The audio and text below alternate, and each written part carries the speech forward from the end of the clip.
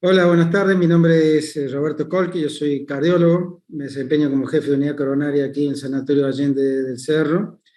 Pero bueno, tengo una actividad cardiológica en la Federación Argentina de Cardiología, donde además de estar en el Comité de Insuficiencia Cardíaca, eh, participo, y comparto y aprendo mucho en el Comité de Cardio-Oncología. ¿Cuáles son las preocupaciones que tenemos con respecto al tromboembolismo venoso? Es decir, en la cardiología ya casi una subespecialidad que lo hacen los angiólogos, algunos especialistas vasculares también, pero cada vez más, todas las patologías empiezan a imbrincarse. Pacientes cardiópatas que desarrollan patología oncológica y pacientes oncológicos que en su curso desarrollan patología cardiológica, y de allí nace esta disciplina llamada cardio-oncología. Y dentro de este capítulo, las trombosis en sí mismos representan un factor de riesgo independiente en el paciente oncológico, y en su manejo, por su labilidad, tanto la predisposición a la trombosis como la predisposición al sangrado lo hacen de particular singularidad en cuanto al tratamiento. Entonces, un poco en estos ya 17, 18 minutos que nos quedan, vamos a tratar de ver si aclaramos un poco las dudas. Así que, bueno, Santiago, me gustaría que me aborde a ver cuál es la visión del oncólogo, vos que tienes experiencia local, nacional y externa, e internacional también. Bueno, nosotros, digamos, a los fenómenos tromboembólicos en los pacientes con cáncer los vivimos con mucha frecuencia. Los vivimos con tanta frecuencia que la más mínima sospecha en el consultorio por un edema de miembro inferior, aunque sea leve incluso, o un enrojecimiento, o un dolor, nos lleva a hacer ecodoppler siempre y diagnosticamos muchísimo. Es algo que, como ustedes saben, está en aumento. Hoy se calcula que el 15% de los pacientes que están en tratamiento oncológico va a ser eventos tromboembólicos, que pueden ser venosos, y hay también arteriales que están descritos, son más graves, más desconocidos, se están empezando a ver más. Y bueno, esto se debe a muchos factores, entre otros a que los tratamientos oncológicos sobre todo son más trombogénicos.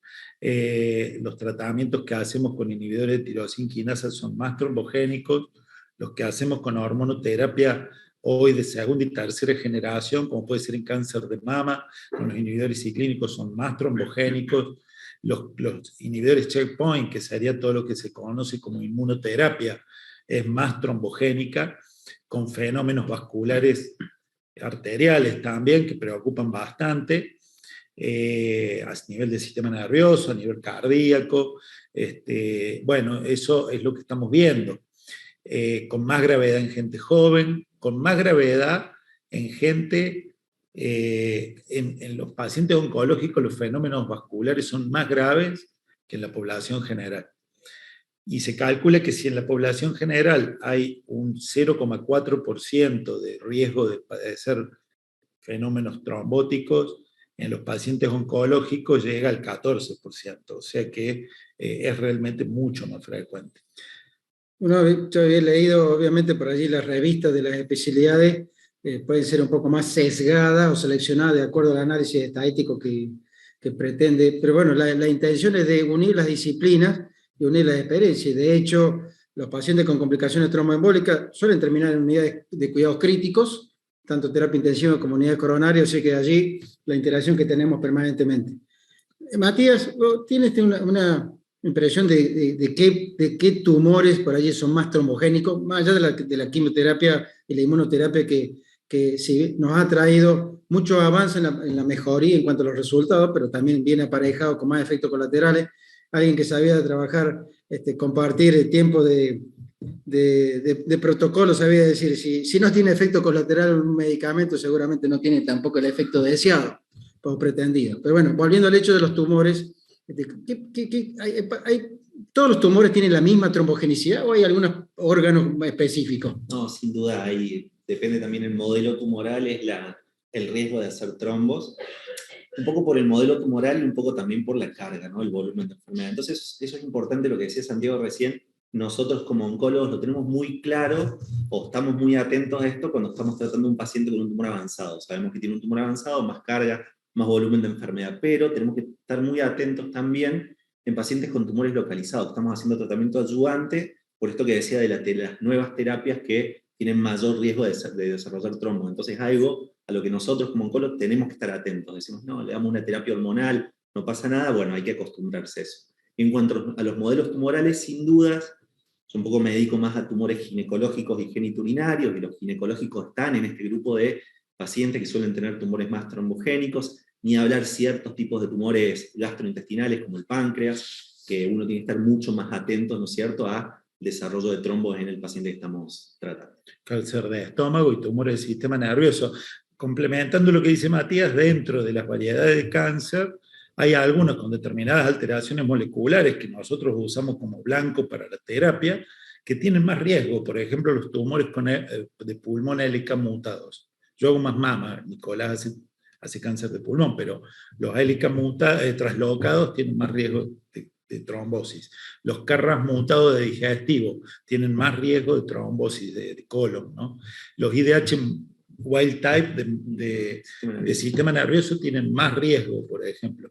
Entonces, ya dentro de un mismo tipo tumoral, alteraciones genéticas específicas están más vinculadas con el riesgo de trombosis. A propósito de ello, la pregunta iba a ser un poco más adelante, pero dentro de ese subgrupo, subtipo de patrones tumorales, ¿hace un tipo de vigilancia diferente en cuanto a la profilaxis del tromboembolismo venoso, o todo entra dentro de la misma línea y simplemente la perspicacia del clínico que lo va revisando? En realidad es eso, ¿no? Es la atención del clínico que lo va revisando, pero bueno, conocer estos datos hace que a esa atención por ahí estemos un poco más atentos y prestar atención a ciertos síntomas del paciente, ¿no? Ciertas cosas que nos van diciendo que por ahí las pasamos por alto. Conocer qué modelos tumorales, conocer qué tratamiento puede tener más relación a desarrollar trombos para estar un poco más atentos, pero no, hoy por hoy no tenemos un establecido, digamos, un cambio en el control de acuerdo a los modelos, ¿no? Lo que sí hacemos, obviamente, cuando empezamos los tratamientos, es el score de Corana, que te permite clasificar el riesgo en alto riesgo, grado puntaje 3, o riesgo intermedio, puntaje 2, riesgo 0, y ahí uno en los riesgos intermedios y altos, antes solo en los altos, pero ahora intermedios y altos, uno puede hacer profilaxis. Está discutida, pero en el riesgo alto no, con anticoagulantes directos, orales, o con heparina bajo peso. Esos son, por ejemplo, máximo riesgo, sistema nervioso, páncreas y estómago. Entonces, en ese score de Corana se utiliza el tipo histológico del tumor, y ¿qué otro criterio se utiliza? El performance status, el estadio, parámetros de laboratorio, plaquetas y neutrófilos y glóbulos blancos. Es un score que uno lo puede buscar fácil en un programa que se llama OncoAssist, que es gratuito, de disponibilidad gratuita, es un aplicativo, y ahí hay millones de scores oncológicos, TNM, de scores de fragilidad por año, etc. Y ahí está el Corana, que uno lo puede calcular con precisión. Una cosa importante que dije recién es que en general los trombosis asociadas a cáncer son más graves en su evolución que las no asociadas a cáncer. Y en esto la cantidad de tromboembolismo pulmonar que vemos cuando hay trombosis periférica es altísima. Asintomáticos mucho. Esto nosotros en un estudio de dabrapoyetina que tuvimos en un estudio que dio negativo, después, bueno, no importa. Pero la realidad es que con dabrapoyetina se nos exigía una tomografía, un angiotac a todo paciente que desarrollaba trombosis periférica. Y el 80% tenía concomitantemente un tromboembolismo pulmonar. Nos dejó muy impresionados esos resultados. Se me adelantó un poco porque, bueno, esto se da también en las conversaciones, a veces un poco anárquica, pero dentro de ello la idea es poder abordar todos los temas. Los tromboembolismos incidentales. Por allí uno lee, obviamente uno para sentarse frente a ustedes, uno trata de leer y estudiar un poco también para poder ser útil a la audiencia. Estos tumores, pacientes que dentro de la scanning aparece una embolia pulmonar subsegmentaria, en alguien con cáncer digestivo, una trombosis venosa por allí muy aislada, algo pequeño, Aparentemente eso se toma como incidental y simplemente se sigue y no se toma una conducta muy activa, aparentemente dentro de lo que yo entendí. No obstante, tenemos otros pacientes que uno los ve aquí en la coronaria que consultan por alguna otra cosa o lo están escaneando y uno encuentra un embolio pulmonar significativa y que ya implica abordar el tratamiento. Entonces, también quería, apoyando lo que mencionaba, había una revista en la TH Open Access del año pasado de la Universidad de Milán que hacía la mención que en los últimos 20 años se duplicó esta incidencia de tromboembolismo venoso y seguramente está asociado a estas nuevas terapias, tanto más efectivas desde el punto de vista oncológico, pero sin duda que todo termina ligado con la actividad inflamatoria de la pared, la trombogenicidad y por lo tanto la necesidad de profilaxis. Factores paraneoplásicos que estimulan las plaquetas, que estimulan la agregación plaquetaria, que están bastante identificados, ¿no? No todos, pero... Tenemos el otro paciente que nos pasa también a nivel cardiológico. El paciente que claramente tiene una indicación de anticoagulación y de pronto tiene una complicación de sangrado. Bueno, cuando es pulmonar, quizá la opción de los filtros de vena cava se han ofrecido y se ofrece como una experiencia bastante natural que uno puede llegar a aplicar. No pueden transmitir un poco la experiencia internacional, la propia y la internacional con respecto a ello, sigue siendo un elemento seguro, conviene utilizar lo definitivo o los transitorios, ¿cuál sería un poco una sugerencia o recomendación general? En términos generales empezamos con la heparina de bajo peso y fuimos muy refractarios a cambiarla cuando aparecieron los anticoagulantes directos, porque no teníamos bibliografía, le teníamos más miedo. Después la bibliografía apareció y hoy parece bastante seguro el cambio. Si se da esta situación concurrente, que es frecuente, porque son tumores digestivos muchos, de sangrado y en general uno tiende a suspender la anticoagulación. Son pacientes con enfermedad avanzada y después todo lo que prima la calidad de vida, ¿no? Más que el éxito terapéutico. Pero en términos generales tendemos a suspenderlo. Sí, es eso, se evalúan varios factores, ¿no? Y eso que dice Santiago es fundamental. ¿Qué expectativas tenemos con ese paciente? ¿Qué estadio de la enfermedad tiene? ¿Qué tratamiento está haciendo? ¿En qué línea de tratamiento está haciendo? O sea, básicamente, ¿qué pronóstico de sobrevida tiene? Y priorizar un poco la calidad de vida. Entonces, en base a eso, uno decide qué le va a ofrecer o hasta qué punto va a ofrecer un tratamiento o no. El tiempo de tratamiento anticoagulante, también en las líneas cardiológicas en relación al tromboembolismo venoso, están bastante pautados, pero en oncología también existe, primero que hay un continuo, la patología oncológica, la patología cardiovascular, la misma edad biológica de los pacientes va cambiando, y en 6 meses puede ser mucho tiempo. No obstante, el tiempo estándar parece que está fijado en 6 meses. Sin embargo, hay algunos pacientes que continuamos o recomendamos prolongarlos. En términos generales, la continuación nosotros la hacemos cuando, no la hacemos porque en realidad no los medicamos nosotros, pero la sostenemos cuando hay enfermedad activa o tratamiento activo. Y siguen más de 6 meses. Esa es la realidad. No tiene una base real esa postura, es empírica. Pero bueno, en términos generales, se sostiene el tratamiento más allá de los 6 meses del evento, de transcurrido el evento y el tratamiento, cuando hay enfermedad activa o cuando el tratamiento continúa. Cosa muy frecuente en inmunoterapia, en inhibidores TKI, porque son tratamientos que se usan por años a veces.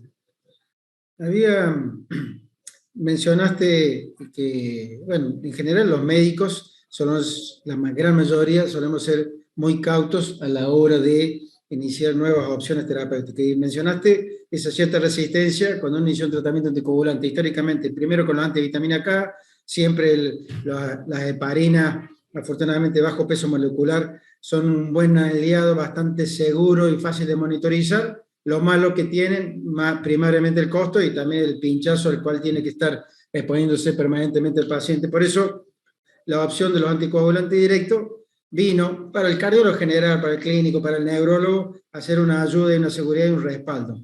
En oncología, sobre todo ya se agregan otras variables, otro estado de fragilidad del paciente, la evidencia es bastante más limitada.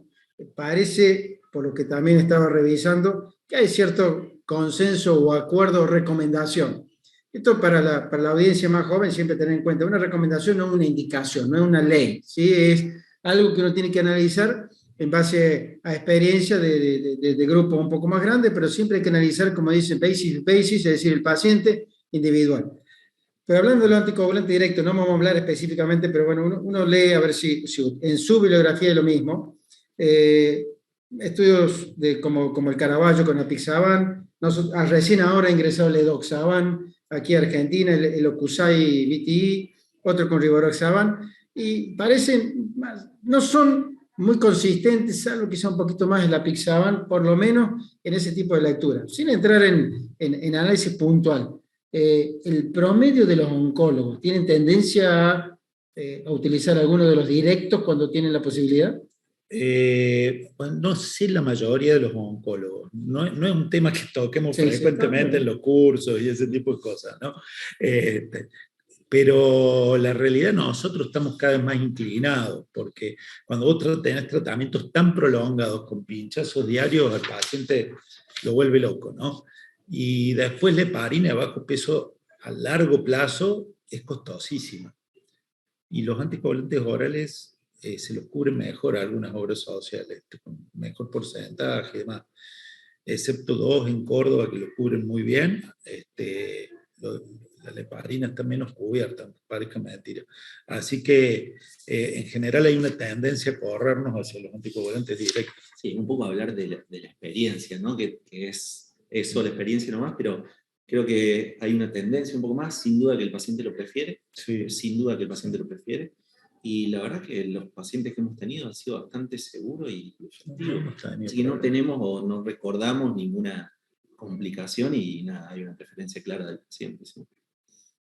Bueno, yo quería un poco ir redondeando, a veces esto es muy amplio, la intención es que esto sea como un disparador, una inquietud y obviamente la medicina es algo tremendamente dinámico en el sentido de que a su vez tenemos que agregar la experiencia y cada vez más, obviamente nosotros quizá trabajamos en un centro por allí de referencia o solemos trabajar en el centro de referencia, pero todo el tiempo uno está teniendo, anoche estaba en una localidad fuera de la ciudad de Córdoba, y dentro del grupo de cardiólogos que me encontraba, siempre tenía un tío, un hermano o alguien con una patología oncológica. O sea que es algo que a su vez, a través de los screenings, cada vez lo detectamos precozmente. O sea que esto es algo que tiene que ser un tema que cada vez más los cardiólogos clínicos tenemos que despertar inquietud y por supuesto combinarnos en esta mesa de discusión con oncología.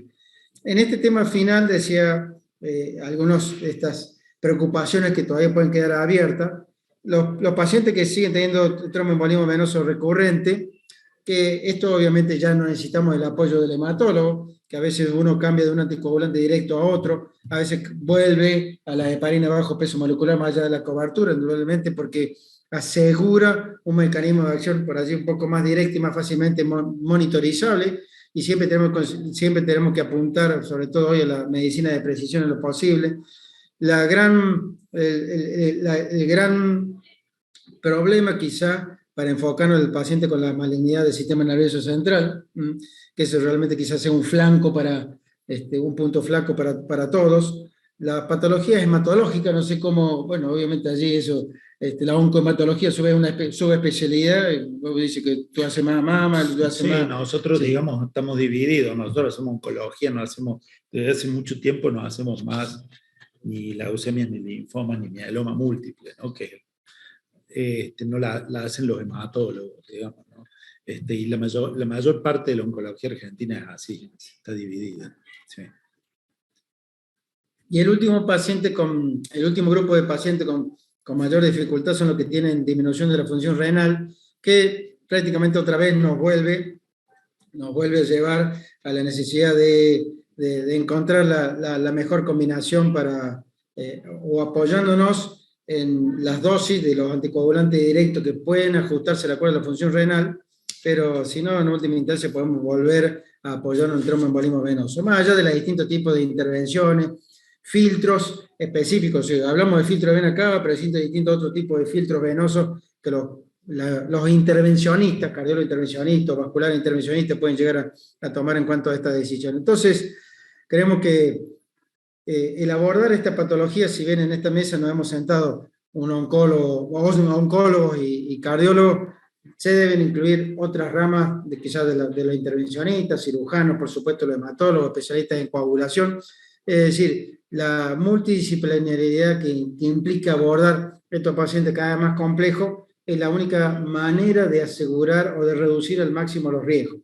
La expectativa de vida sin duda que se ha prolongado y el resultado de todo esto, pero indudablemente que a veces cuando ocurre una complicación derivada de nuestro propio accionar, nosotros lo vivimos con mucho pesar, lamentablemente con mucha angustia, y en esto de tomar las decisiones cada vez más precisas, como realmente se nos está exigiendo últimamente, y nos autoexigimos, hace que tengamos este tipo de discusiones. Así que bueno, espero que haya sido útil, agradezco, muchas gracias a la presencia de usted, Santiago, gracias, Matías. muchas gracias. Muchas gracias. Y bueno, cualquier cosa estamos en contacto.